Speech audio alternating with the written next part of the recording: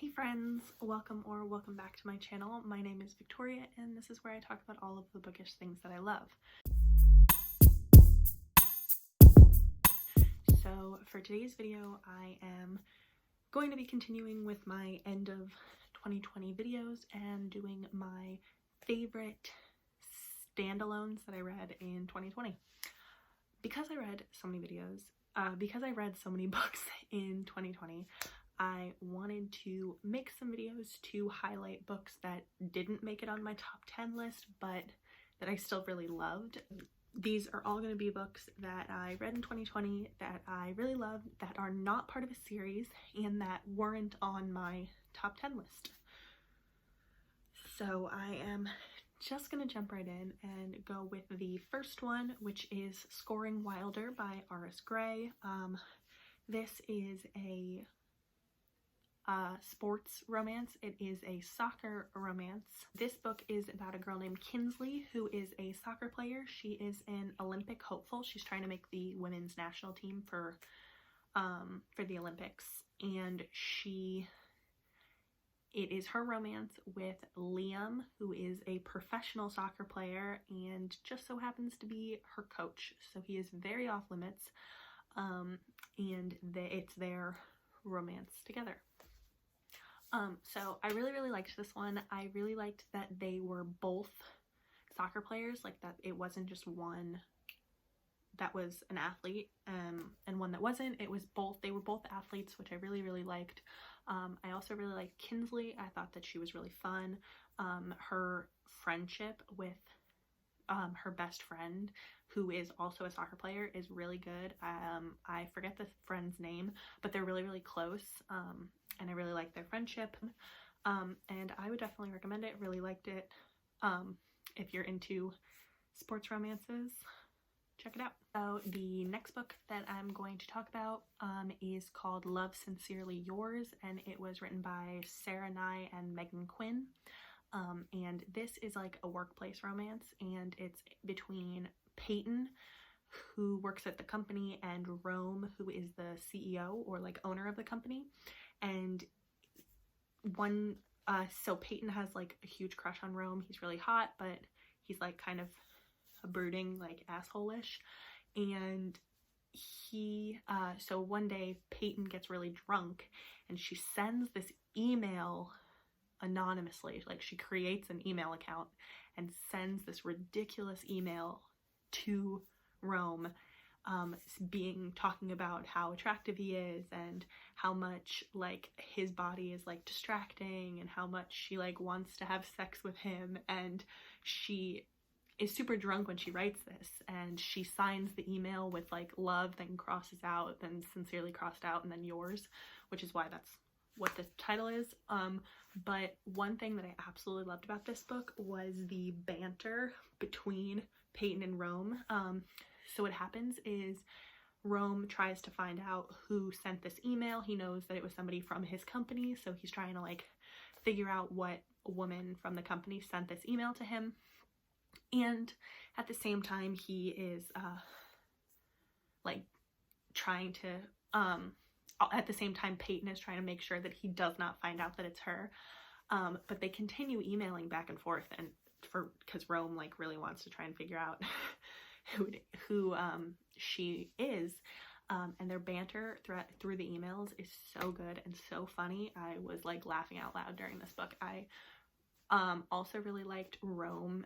He's very like, I don't even know how to describe it, but he was like very much like, he would send an email back to her and he like would think that's the end of it and that she wouldn't say anything back, and he like reprimands her for like talking the way that she did in the email to her boss, and she writes something back and she's like, and he's like and he is like, what are you doing? Like, I thought we were done with this.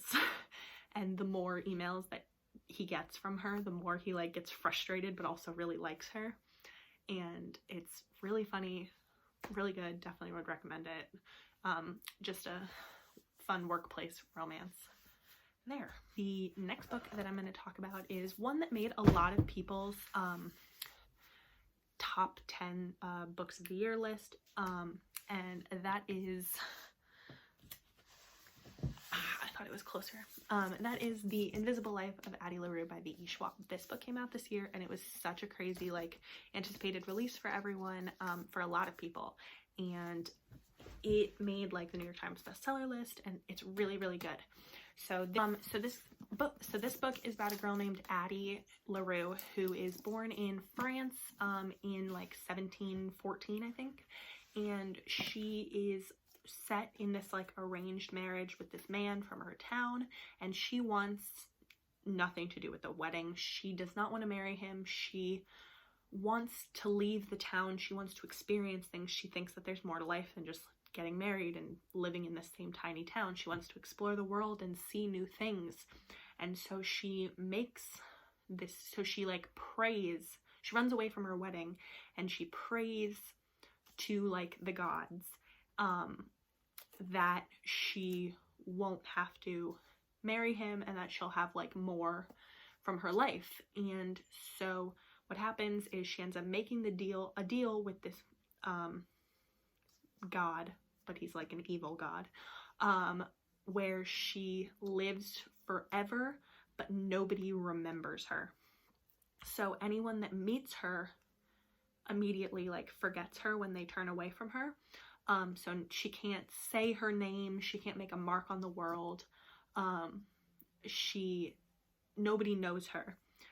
And this book is, like, dual timeline, so it goes from when Addie was living in France when she was younger, and then when she ran away from her wedding and made the deal, and then it also has a different timeline which takes place in New York City in 2014, where she is living currently, and she walks into a bookstore and somebody remembers her, and it is this man, whose name I have forgotten right now, but I loved this book. It was so poetically written. Like, some of the lines in it are just amazing. Like, I do not annotate my books, and I tapped the hell out of this book, just because some of the, like, lines that she writes are just so beautiful. Let me see if I can find a really nice one. Some of the things that I tabbed in here were just, like, lines that I really liked or really, like, connected with. So the first one says, she lies awake the night before her wedding and thinks of freedom, of fleeing, of stealing away on her father's horse, even as she knows the thought is madness. She feels mad enough to do it. Instead, she prays. Or let's grab one from, like, the middle of the book. It says, not just food, good food. There is a chasm between sustenance and satisfaction. And while she spent the better part of 300 years eating to stave off the pains of hunger, she has spent the last 50 delighting in the discovery of flavor. So much of life becomes routine, but food is like music, like art, replete with the promise of something new. Just the way that V.E. Schwab just describes the way that Addie experiences life is amazing, and it makes me want to experience, like, so much more in my life, and to, like, appreciate the things that I have and the experiences that I have. And I just really thought it was really, really beautiful, even if it's a little bit, like, bittersweet or melancholy. Like, there were times where I was like, it's so hard to be Addie, to live so lonely. And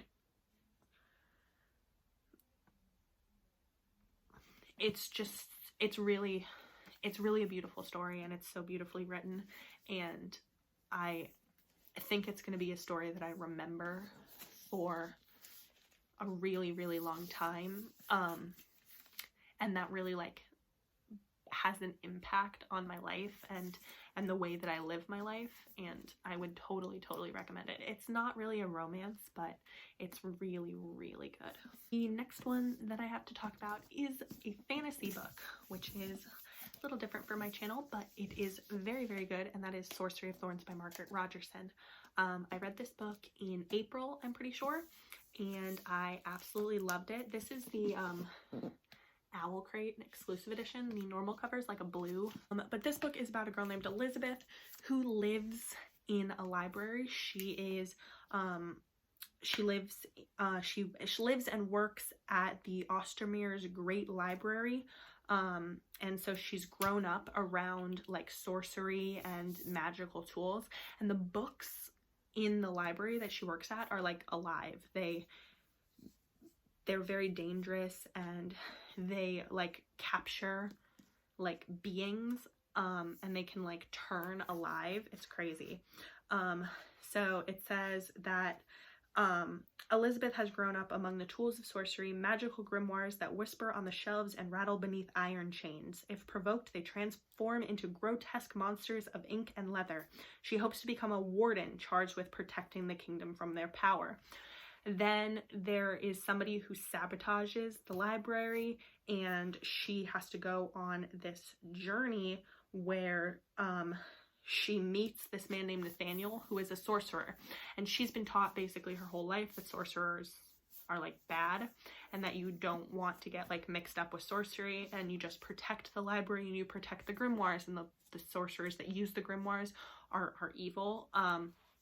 But when there's a when the library is sabotaged and she gets charged with what happened at the library, like people think she's responsible for the sabotage, she has to run away, and try and figure out what actually happened, and she has to team up with Nathaniel, who is a sorcerer.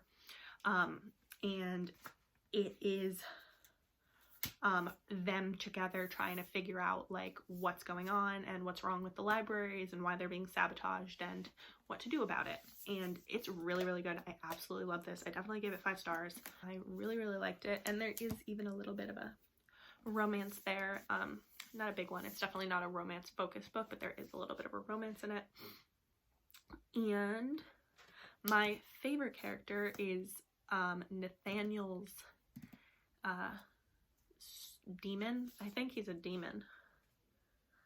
Sorcerers can have like a demon that's like bound to them, and Nathaniel's demon's name is Silas, and he transforms into a cat, and I really loved him. He was my favorite character, so check that one out.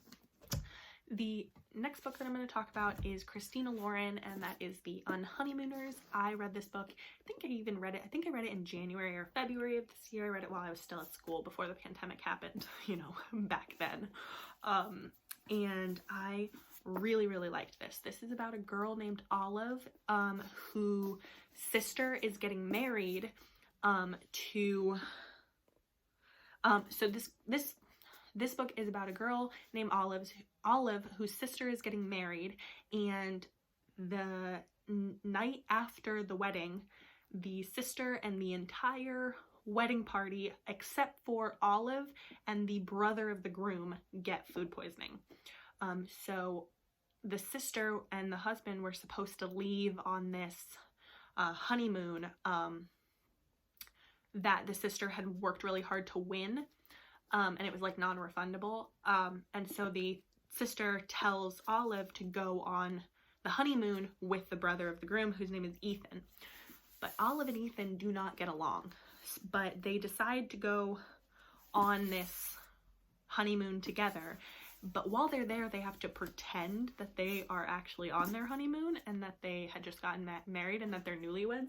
But they can't stand each other, so it's kind of like enemies to lovers. It's really funny. It's really good. I actually really liked it, which I was surprised about. Christina Lauren's a bit of a hit or miss for me. I am not a fan of some of her books, but there are once in a while where I really like them, and this was definitely one of them. I really liked this. I also really love the cover. It's also like embossed, like the words are like raised, and I love the designs, and then the spine is a different color. But they have to pretend to be married, and it's quite funny. And they also run into Olive's new boss and have to pretend that they're married for her new boss, which becomes even more chaotic. But it is very funny, really fun, really cute. Definitely recommend that one. So the last book that I'm going to talk about that's one of my favorite standalones of 2020 is The Wall of Winnipeg and Me. I had to include a Mariana Zapata book on this list. I knew because they're all standalones and I read like almost all of her books this year and I really enjoyed them. And my favorite Mariana Zapata book is actually Culty, but I had already included Scoring Wilder on here, which was a soccer sports romance, so I thought I would do football instead, and I loved The Wall of Winnipeg and Me also. So this book is about a girl named Vanessa who works for Aiden Graves, who is a professional NHL football player. So Vanessa has been Aiden's assistant for like a really long time, but she can't stand him basically. Like he's like really rude and he like doesn't really like, he's not the most social of people. He's very awkward. He doesn't talk a lot. He doesn't really like he doesn't really like understand social cues, and he doesn't like appreciate her really. Like it doesn't seem like he appreciates her. And after 2 years of working for him, Vanessa wants to start her own business, and so she quits working for him. But then Aiden shows up on her doorstep and asks her to marry him. He needs to get married in order to stay working in America. He's a Canadian citizen and he doesn't want to go back to Canada. He wants to stay living in America and working at the NHL. So he needs to get married, and so he asks Vanessa to marry him, and Vanessa is like, hell no, I'm not doing that. And he offers to buy her a house and pay off all of her student debt, which she has a lot of. It's like one of her like very sore spots in her life. She has a lot of student debt, and he offers to pay off all of her student debt and to buy her a house if she agrees to marry him for I think they have to stay married for like 2 years or something. And she ends up having to agree. She has to give in. So it's like a marriage of convenience story. Enemies to lovers, marriage of convenience, all the great tropes in there. But it is really, really good. I really enjoyed it. It's a huge slow burn romance. Mariana Zapata does a lot of slow burns, and this is definitely one of them. It is quite long, but I really enjoyed it. I actually listened to the audiobook and I really enjoyed the audiobook for it. And I really, really liked it. So that is all of the ones I wanted to talk about. These are some of my favorite standalones from 2020. I definitely did not read a lot of standalones in 2020. I was going through my entire Goodreads to try and figure out like which were my favorites when I wanted to film this video, and I did not have a lot of options, but these are definitely some of my favorites. So I hope you enjoyed them. Thank you so much for watching, and let me know in the comments below if you have read any of these, if you liked them, or if you read a lot of standalones in 2020. But other than that, like and subscribe if you want to see more from me. It really helps me out, and thank you so much for watching, and hope you have a good day.